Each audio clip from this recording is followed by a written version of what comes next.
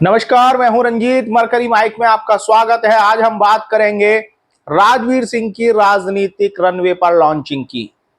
पूर्व मुख्यमंत्री कल्याण सिंह के बेटे राजवीर सिंह उर्फ राजू भैया की राजनीतिक लॉन्चिंग 1995 में हुई।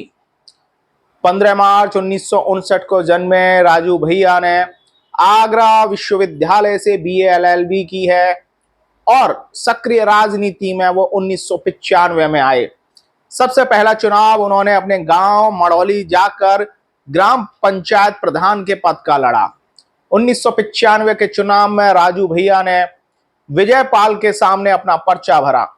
विजयपाल और राजू भैया का मुकाबला कुछ इस तरह रहा कि विजयपाल के पक्ष में तत्कालीन उत्तर प्रदेश सरकार में मंत्री मानपाल सिंह वर्मा भी प्रचार करने पहुंचे, लेकिन बावजूद इसके राजू भैया ने अपने राजनीतिक कौशल से यह चुनाव 460 वोटों से जीत लिया। 1995 के बाद 2000 तक राजू भैया मड़ौली के ग्राम प्रधान रहे। 2002 में राष्ट्रीय क्रांति पार्टी के टिकट पर डिवाई के विधानसभा चुनाव में उपचुनाव में बतौर प्रत्याशी मैदान में उतरे।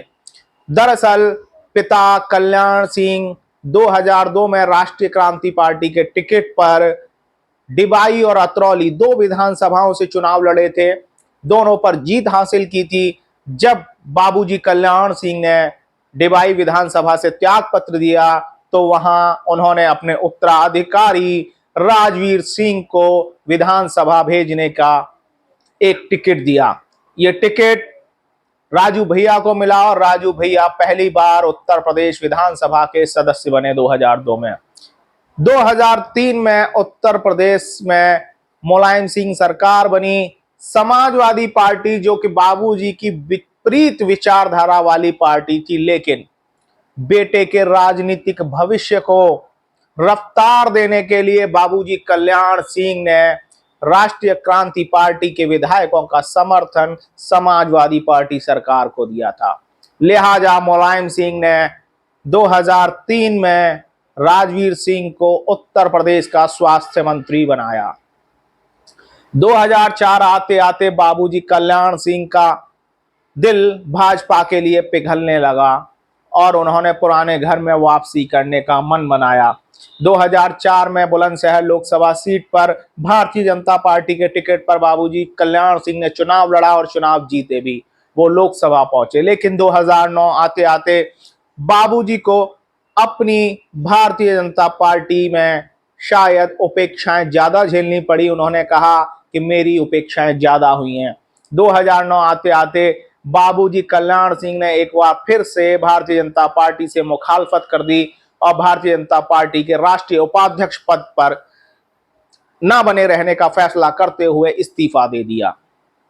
2009 के आम चुनाव से पहले पूर्व मुख्यमंत्री उत्तर प्रदेश कल्याण सिंह ने घोषणा की कि वो अब समाजवादी पार्टी के लिए प्रचार करेंगे। राजनीतिक विशेषज्ञ बताते हैं कि इसके पीछे राजवीर सिंह के भविष्य की चिंता भी छिपी हुई थी। यह घोषणा करते ही मुलायम सिंह और कल्याण सिंह, कहें दोनों राजनीति की जो धुरी थी, विपरीत विचारधाराओं की दो धुरी, आपस में उनका सामंजस्य हुआ और 2009 के आम चुनाव में कल्याण सिंह समाजवादी पार्टी के प्रचार के लिए मैदान में उतरे।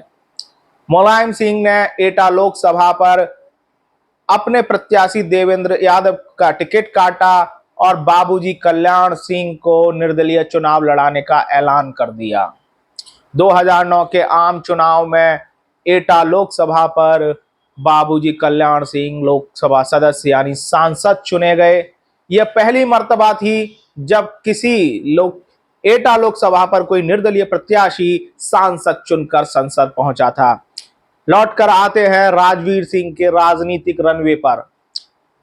2009 जनवरी 22 इस तारीख को उत्तर प्रदेश में के लखनऊ में एक press conference Sapa supremo Mulayam Singh Yadav ने बुलाई और वहां पर कल्याण सिंह के बेटे राजवीर सिंह को समाजवादी पार्टी का महासचिव घोषित किया गया। 22 जनवरी 2009 से लेकर 11 नवंबर 2009 तक राजवीर सिंह समाजवादी पार्टी के राष्ट्रीय महासचिव रहे। इस दरमियान 2007 का चुनाव भी उन्होंने डिवाई से लड़ा, लेकिन राजू भैया ये चुनाव हार गए क्योंकि बसपा के तत्कालीन 2007 में बहुजन समाज पार्टी की सरकार उत्तर प्रदेश में बनी थी। राजू भैया डिवाई से चुनाव लड़ रहे थे, उनके सामने प्रत्याशी थे भगवान शर्मा और गुड्डू पंडित। गुड्डू पंडित से राजू भैया चुनाव हारे। उसके बाद 2009 में समाजवादी पार्टी के महासचिव बने। 11 नवंबर 2009 तक राष्ट्रीय महासचिव रहे, लेकिन इस बीच मुलायम सिंह यादव ने कल्याण सिंह का साथ छोड़ने का फैसला किया और घोषणा कर दी कि कल्याण सिंह के साथ आने के बाद मुस्लिम समाज उनसे नाराज है, लिहाजा 2009 के फिरोजाबाद उपचुनाव में डिंपल की हार का कारण कल्याण सिंह रहे, क्योंकि कल्याण सिंह के साथ के बाद मुस्लिम नाराज है और फिरोजाबाद पर डिंपल यादव को इसीलिए वोट नहीं दिया। उत्तर प्रदेश के मुसलमानों के संदेश का सहारा लेते हुए मुलायम सिंह ने कल्याण सिंह का साथ छोड़ दिया, लेकिन बाबूजी कल्याण सिंह को अपने बेटे राजवीर सिंह के राजनीतिक भविष्य की चिंता थी। उन्होंने जनवरी 2010 5 जनवरी, जो कि बाबूजी कल्याण सिंह की जन्म तिथि भी थी, इस दिन एक और नई पार्टी जन क्रांति पार्टी के स्थापना की घोषणा कर दी।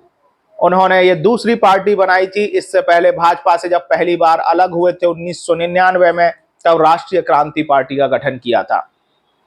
जन क्रांति पार्टी का राष्ट्रीय अध्यक्ष राजवीर सिंह राजू को घोषित किया गया और इसके सचिव बने ब्रजभान अग्रवाल। 2009 में बनी जन क्रांति पार्टी के राष्ट्रीय अध्यक्ष राजवीर सिंह का राजनीतिक भविष्य क्या होगा, इसको लेकर बाबूजी कल्याण सिंह लगातार सोचते रहे और उन्होंने तय किया कि 2013 में फिर से भाजपा में वापसी की जाए। 2012 का विधानसभा चुनाव हुआ। इस दरमियान समाजवादी पार्टी सरकार उत्तर प्रदेश में बनी। जन क्रांति पार्टी के उम्मीदवार हर जगह लगभग हारे। 2013 आते आते बाबूजी कल्याण सिंह ने फैसला किया कि उन्हें फिर से भारतीय जनता पार्टी में वापसी करनी चाहिए। जनवरी 2013 में ये घोषणा हुई और 2014 का आम चुनाव आते आते बाबूजी कल्याण सिंह ने जन क्रांति पार्टी और राष्ट्रीय क्रांति पार्टी के विलय की घोषणा, भारतीय जनता पार्टी में विलय की घोषणा कर दी। बाबूजी कल्याण सिंह की घोषणा के बाद भारतीय जनता पार्टी के शीर्ष नेतृत्व ने कल्याण सिंह को एटा लोकसभा से चुनाव लड़ने का निमंत्रण दिया, लेकिन बाबूजी कल्याण सिंह ने बेटे राजवीर सिंह के राजनीतिक भविष्य को संवारते हुए उन्होंने 2014 में खुद चुनाव न लड़कर बेटे को टिकट दिलवाया। मोदी लहर में 2014 एटा लोकसभा पर भारतीय जनता पार्टी के टिकट पर कल्याण सिंह के उत्तराधिकारी के तौर पर राजवीर सिंह उर्फ राजू भैया स्थापित हुए। यह पहली बार संसद पहुंचे थे। 2009 से 14 तक एटा लोकसभा पर पिता कल्याण सिंह सांसद रहे और 2014 में राजवीर सिंह उर्फ राजू भैया सांसद बने। 2019 का लोकसभा चुनाव और फिर से बाबूजी कल्याण सिंह के उत्तराधिकारी को भारतीय जनता पार्टी ने टिकट दिया। दरअसल ये बाबूजी का ही तिलिस्म था, जो लगातार बाबूजी की एक कुशल नेतृत्व और उनकी साफ छवि के कारण उनका समाज उन्हें स्वीकार करता रहा, जिसका प्रतिफल उनकी दूसरी पीढ़ी और तीसरी पीढ़ी को भी लगातार मिलता रहा है।